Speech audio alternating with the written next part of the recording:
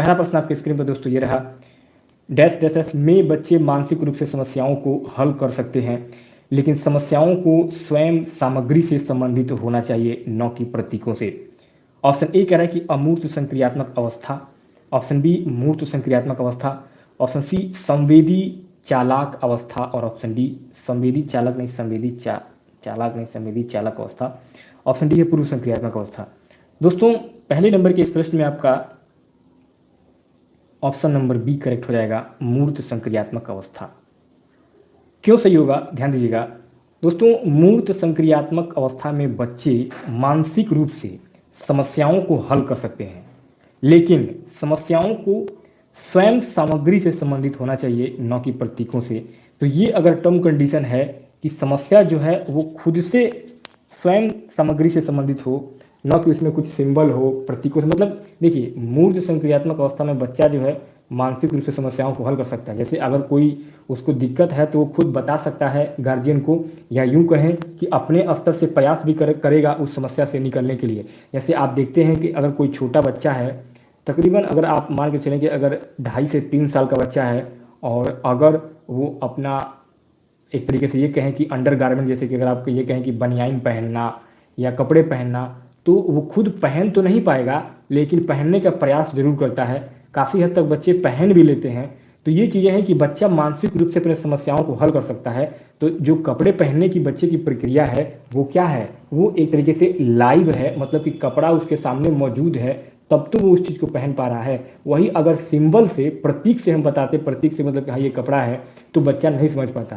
तो कहने का तात्पर्य यह है कि मूर्त संक्रियात्मक अवस्था वह अवस्था होती है जिसमें बच्चा जो है मानसिक रूप से अपनी परेशानियों को लगभग हल कर सकता है या हल कर भी लेता है, लेकिन उसमें उस परिस्थिति में टर्म कंडीशन ये होना चाहिए कि जो चीज़ें हैं वो मूर्त रूप से उसके सामने उपलब्ध हों। तो ऑप्शन नंबर आपका बी यहाँ पे करेक्ट हो जाएगा। नेक्स्ट अगला दूसरा प्रश्न है, हावर्ड गार्डनर के अनुसार बुद्धि क्या है। ऑप्शन ए है व्यवहार में सकारात्मक परिवर्तन, ऑप्शन बी व्यवहार में नकारात्मक परिवर्तन, ऑप्शन सी मूल उत्पादों का उत्पादन करने की क्षमता, ऑप्शन डी कई विशिष्ट क्षमताओं का एक समूह। दोस्तों बुद्धि का मतलब हावर्ड गार्डनर के हिसाब से बुद्धि का मतलब है कई विशिष्ट क्षमताओं का एक समूह। ऑप्शन नंबर आपका डी। अगर बुद्धिमान बच्चा है तो हर तरीके से बुद्धिमान होगा, पढ़ाई में भी बुद्धिमान होगा, खेलकूद में भी बुद्धिमान होगा। कहने का तात्पर्य यह है कि बुद्धि, अगर आप किसी भी बच्चे का अगर बुद्धिमान है, इंटेलिजेंट बच्चा है, तो उसके लिए सारी चीज़ें जो है कहीं ना कहीं आसान हो जाती हैं। तो कई विशिष्ट क्षमताओं का एक समूह को हम कह सकते हैं बुद्धि, हावर्ड गार्डनर के हिसाब से। हावर्ड गार्डनर ये मानते हैं कि बुद्धि या इंटेलिजेंस वही है जो हर प्रकार की विशिष्ट क्षमताओं को समाहित कर सके। तो ऑप्शन नंबर आपका डी यहाँ पे करेक्ट हो जाएगा। नेक्स्ट अगला तीसरा प्रश्न है, अधिगम के संदर्भ में निम्नलिखित में से कौन सा कथन सही है। सीखने के बारे में, लर्निंग प्रोसेस के बारे में कौन सा स्टेटमेंट ट्रू होगा, सही होगा। ऑप्शन ए कह रहा है कि छात्र सबसे अच्छा तब सीखते हैं जब वे उन गतिविधियों में भाग लेते हैं जो उनके संदर्भ से संबंधित होती है। नेक्स्ट ऑप्शन बी कह रहा है कि छात्र सबसे अच्छा तब सीखते हैं जब वे उन गतिविधियों में भाग लेते हैं जो उनके संदर्भ से संबंधित नहीं होती है। ऑप्शन सी, जब छात्र अर्थहीन गतिविधियों में भाग लेते हैं तो वे सबसे अच्छा सीखते हैं। ऑप्शन डी कह रहा है कि यांत्रिक गतिविधियों में भाग लेने पर छात्र सबसे अच्छा सीखते हैं। दोस्तों सबसे पहले ऑप्शन सी कट जाएगा, क्योंकि जब छात्र अर्थहीन गतिविधियों में भाग लेगा तो कोई मतलब नहीं है सीखने का, और जो उनके संदर्भ से संबंधित नहीं होगा उसमें भी जो बच्चा वो है वो सीख नहीं पाएगा। और यांत्रिक गतिविधियों में भाग लेने पर छात्र सबसे अच्छा सीखता है, ये भी ऑथेंटिक आंसर नहीं होगा। ऑप्शन नंबर ए आपका करेक्ट हो जाएगा। क्यों? क्योंकि छात्र सबसे अच्छा तरीका से तभी सीख पाएगा जब वे उन गतिविधियों में भाग लेगा जो उनके संदर्भ से संबंधित होंगे, यानी कि उससे रिलेटेड होंगे, उससे संबंध स्थापित करते होंगे। तो कहने का तात्पर्य यह है कि ऑप्शन नंबर ए आपका यहाँ पे बिल्कुल सही और राइट आंसर हो जाएगा, अधिगम के बारे में सीखने के कथन के हिसाब से। ऑप्शन नंबर ए आपका करेक्ट हो जाएगा। नेक्स्ट अगला चौथा प्रश्न पूछ रहा है कथन ए, संज्ञानात्मक विकास मध्य बाल्यावस्था तक तेजी से विकसित होता है और फिर ठहर जाता है। इसके पीछे तर्क दिया जा रहा है कि मानव मध्य बाल्यावस्था के चरण के बाद कई चरणों के बाद नई चीज़ें नहीं सीख सकते। सही विकल्प का चुनाव करिए। बहुत बढ़िया प्रश्न है दोस्तों, ध्यान दीजिएगा। इसमें आपका संज्ञानात्मक विकास मध्य बाल्यावस्था तक तेजी से विकसित होता है और फिर ठहर जाता है। दोस्तों ये कथन गलत है और साथ ही साथ इसमें तर्क दिया जा रहा है कि मानव मध्य बाल्यावस्था के चरण के बाद नई चीज़ें नहीं सीख सकते, ये भी गलत है। इन दोनों कथन और कारण दोनों गलत दिए गए हैं। क्यों दोस्तों? संज्ञानात्मक विकास मध्य बाल्यावस्था, पूर्व बाल्यावस्था और आपका एक तरीके से ये कह सकते हैं कि बाल्यावस्था के बाद भी संज्ञानात्मक विकास होता है। ऐसा कुछ नहीं है कि बहुत तेज़ी से होता है या बहुत धीमे होता है, लेकिन जो संज्ञानात्मक विकास है वह स्टार्टिंग से लेकर आखिर तक दोस्तों आपका जो है वो विकास होता है, संज्ञानात्मक विकास। तो इसमें कहीं ठहरने का नाम नहीं आता है। और इसके पीछे जो कारण दिया जा रहा है कि मानव मध्य बाल्यावस्था के चरण के बाद नई चीज़ें नहीं सीख सकते, ये भी गलत है। भाई बच्चे जो नई चीज़ें सीखना, अगर कोई नया चीज़, नया काम या नया हुनर सीखना है तो उसका कोई उम्र सीमा नहीं है। कोई भी किसी भी चीज़ को कभी भी सीख सकता है, उसमें उम्र का कोई बाध्यता नहीं होगा। तो इसमें राइट आंसर हो जाएगा ऑप्शन नंबर डी। ए और आर दोनों कथन बिल्कुल गलत है। करेक्ट और राइट आंसर हो जाएगा ऑप्शन नंबर डी। नेक्स्ट अगला पांचवा प्रश्न है, राष्ट्रीय शिक्षा नीति 2020 के अनुसार आकलन के क्या उद्देश्य हैं? पहला है सीखने के स्तर को सुनिश्चित करने के लिए विद्यार्थियों में तनाव उत्पन्न करना और डर पैदा करना, ये तो होगा नहीं। दूसरा है अध्यापन अधिगम क्रियाओं को दोहराना। तीसरा अधिगम और विकास को अनुकूलित बनाना। चौथा है कक्षा के अंदर और बाहर विद्यार्थियों को समर्थन देना। तो दोस्तों राष्ट्रीय शिक्षा नीति 2020 इसके हिसाब से आकलन जो है एक तरीके से इवैल्यूएशन, जिसको एक तरीके से हम आकलन कहेंगे, मूल्यांकन कहेंगे। आकलन जो है, आकलन करने का उद्देश्य क्या है?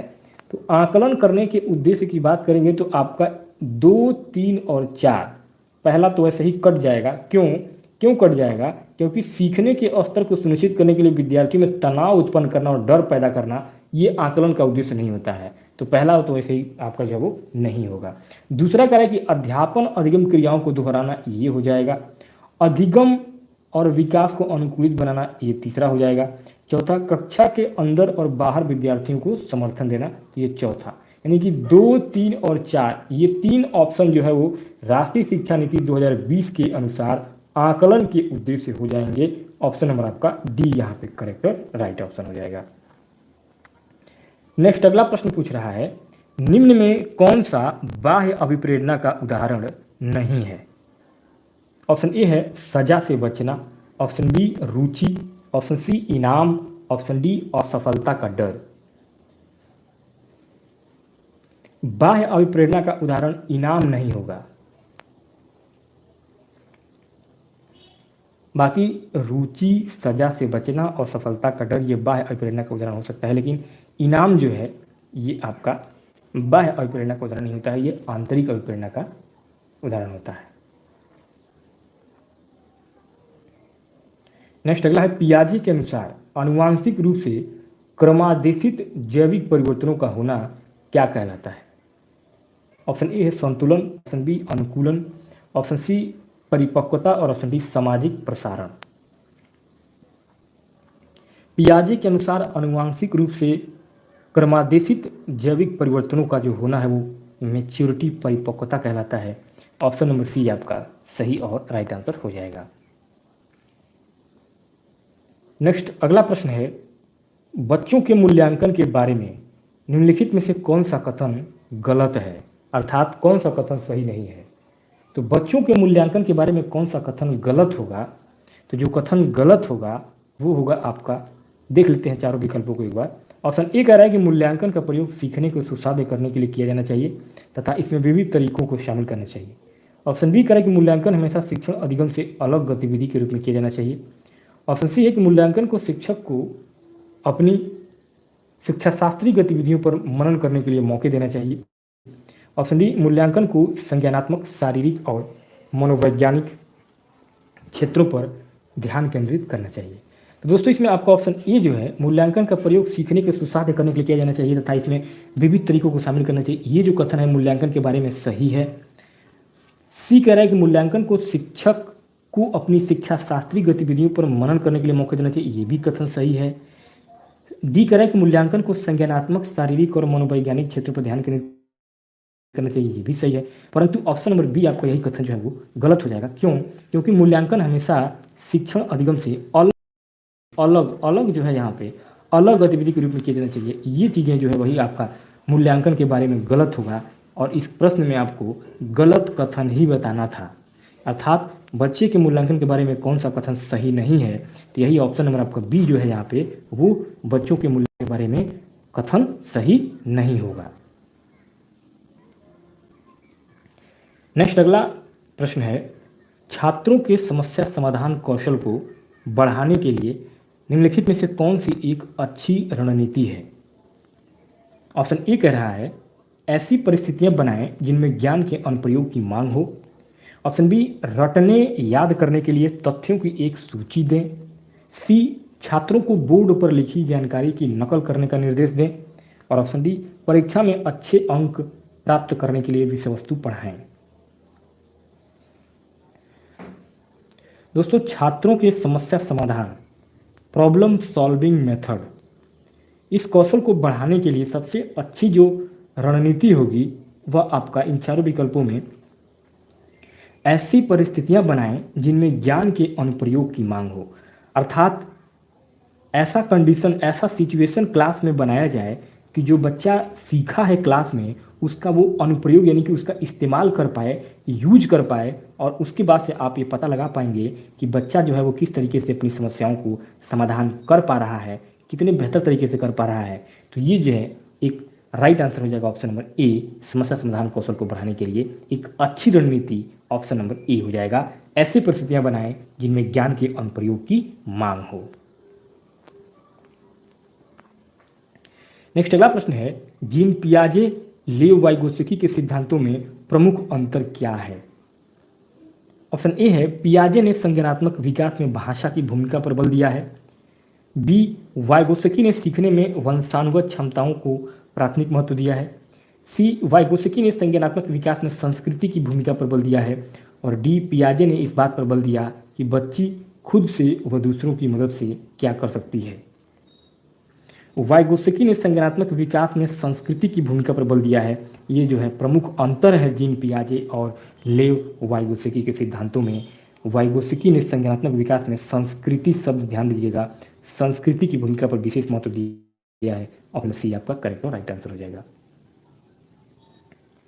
नेक्स्ट अगला प्रश्न है, निम्नलिखित में से क्या सृजनात्मकता वाले विद्यार्थी की विशेषता नहीं होगी? सृजनात्मकता, क्रिएटिविटी वाले विद्यार्थी की विशेषता कौन सा नहीं होगा? तो जो चीजें नहीं होगा वो हो जाएगा आपका, उनमें नए विषयों को सीखने की जिज्ञासा कम होती है। ये आपका राइट आंसर हो जाएगा। क्योंकि देखिए अगर बच्चा क्रिएटिव है, सृजनात्मक बच्चा है, तो वो उसको सीखने के लिए हर नए विषय को सीखने में उसकी जिज्ञासा हमेशा कम नहीं अधिक होगी। तो ऑप्शन नंबर सी ही आपका राइट आंसर हो जाएगा। क्यों? क्योंकि इसमें नहीं पूछा गया है कि कौन सी विशेषता नहीं होगी। नेक्स्ट अगला प्रश्न है, निम्नलिखित में से कौन सा मिलान पियाजे के संज्ञानात्मक चरण और उसको परिभाषित करने वाली विशेषता को सही ढंग से दर्शा रहा है? पूर्व संक्रियात्मक अवस्था, जीववाद, यह जो चीजें हैं, पूर्व संक्रियात्मक अवस्था, जीववाद, यह जो मिलान है यह पियाजे के संज्ञानात्मक चरण और उसको परिभाषित करने वाली विशेषता को सही ढंग से दर्शाता है। ऑप्शन नंबर आपका ए यहाँ पे करेक्ट हो जाएगा। नेक्स्ट अगला प्रश्न है, इनमें से कौन सी प्रगतिशील शिक्षा की विशेषता नहीं है? प्रगतिशील शिक्षा की विशेषता कौन सा नहीं होगा? दोस्तों रट कर याद करने पर बल देना, रट कर याद करने पर बल देना यह एक प्रगतिशील शिक्षा की विशेषता कभी भी नहीं होगा। इसलिए ऑप्शन नंबर आपका बी यहाँ पे करेक्ट हो जाएगा। नेक्स्ट अगला प्रश्न है, निम्नलिखित में से कौन सा एक परासंज्ञानात्मक कौशल को निरूपित करता है? किसको? परासंज्ञानात्मक कौशल को निरूपित करता है। तो परासंज्ञानात्मक कौशल को निरूपित करने की बात करेंगे इन चारों ऑप्शन में, तो इसमें बिना संलग्नता के विषय वस्तु का कंठस्थीकरण, ये भी नहीं होगा। दूसरों के व्यवहार की नकल करना, ये भी नहीं होगा, क्योंकि परासंज्ञानात्मक कौशल पूछ रहा है। सी कह रहा है कि अपनी ही सोच की विधियों के विषय में सोचना, ऑप्शन नंबर सी। किसी विशिष्ट व्यंजन को पकाने की विधि का वर्णन करना, ऑप्शन नंबर सी आपका यहाँ पे करेक्ट हो जाएगा। अपनी ही सोच की विधियों के विषय में सोचना कि किस किस तरीके से जो है वो आप इन चीज़ों को कर सकते हैं, तो ये आपका ऑप्शन नंबर सी यहाँ पे करेक्ट और राइट आंसर हो जाएगा। नेक्स्ट अगला प्रश्न है कि निम्नलिखित में से कौन सा प्रश्न वैचारिक समझ और आलोचनात्मक सोच को बढ़ावा देने का उदाहरण है? वैचारिक समझ और आलोचनात्मक सोच, इन दोनों को बढ़ावा देने का उदाहरण कौन सा प्रश्न हो सकता है इन चारों ऑप्शन में? समाज को समावेशी बनाने के लिए क्या उपाय किए जाने चाहिए? ये जो प्रश्न है option number third, option number C, यह प्रश्न ऐसा है कि यह वैचारिक समझ को और आलोचनात्मक सोच, इन दोनों को बढ़ावा देने का एक उदाहरण हो सकता है कि समाज में किस तरीके से हम समावेशी बनाने के लिए क्या क्या उपाय किए जाने चाहिए। इन चीज़ों पर जो है डिटेल में जो है वो हम समझ विकसित कर सकते हैं, आलोचनात्मक सोच को भी और वैचारिक समझ को भी। तो ऑप्शन नंबर सी आपका करेक्ट हो जाएगा। नेक्स्ट अगला प्रश्न है, निम्न में से कौन सा विद्यार्थियों के समस्या समाधान कौशलों को सुसाध्य करता है? विद्यार्थियों के समस्या समाधान, प्रॉब्लम सॉल्विंग मेथड को, टेक्निक को एक सुसाध्य यानी कि सिंप्लिसिटी करता है, इजी बनाता है, वो कौन सा है? तो वह हो जाएगा आपका समरूपक चिंतन। समरूपक चिंतन जो है आपको एक विद्यार्थी के समस्या समाधान की चीज़ों को एक और तरीके से आसान बनाएगा। समरूपक चिंतन, ऑप्शन में आपका ए करेक्ट हो जाएगा। समरूपक चिंतन का मतलब है कि जैसे कि अगर किसी समस्या को आपको सॉल्व करना है तो उसके समरूप क्या क्या ऑप्शन हो सकते हैं, उन चीज़ों पर विचार करना, तो ये आपका समरूपक चिंतन हो जाएगा राइट आंसर।